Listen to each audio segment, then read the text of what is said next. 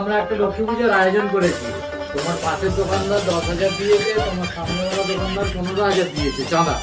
আপনার 5,001 টাকা চাঁদা ফেলেছি। কত ফেলেছেন বললেন কেন চাঁদাটা? 5,001 টাকা।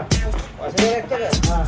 দেখুন ভাই, আমি তো চাঁদা দেবো, ঠিক আছে? তবে 5,001 টাকা নয়, 51 টাকা দেবো।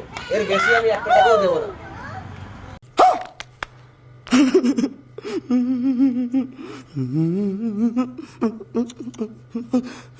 দাদা দিন না। পুজো করে যে পয়সাটা বেশি হবে সেটা দানে দিয়ে দেবো। আরে দাদা, হাওড়া, হুগলি, বর্ধমান এইসব জায়গা না হলেও মাস তো মেদিনীপুরে হবেই হবে। ঠিক আছে, যখন হবে তখন দেখা যাবে, ঠিক আছে? फंस गया सीएम, इसे पार्टी की मीटिंग समझ के फंस गया। ভাই বন্যাটা কোথায় হচ্ছে ভাই? ये बड़ी अच्छी बात कही आप। ভাই এই 200 টাকা দিচ্ছি, 51 টাকা কাট করো, ওরে বাকি পয়সাটা আমাকে ফেরত দাও।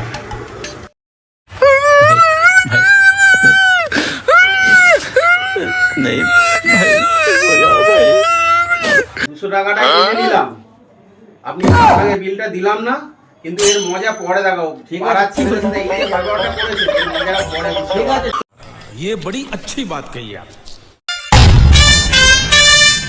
সন্ধ্যাবেলা চাঁদার জন্য এসেছে, আবার ভারী গরম দেখাচ্ছে। দেখা যাক কি করবি, দেখে নেবো, যা। ঠিক আছে। बहुत हो गया, इतना गुस्सा चढ़ा दिया तुम लोगों ने मुझे आज के हफ्तों में। बैठ ही जाता हूँ। এরা কি করে নেবে রে বাবা? আমি পারি না আর পারি না, পাড়ার ছেলে। আমি কেন মরি না।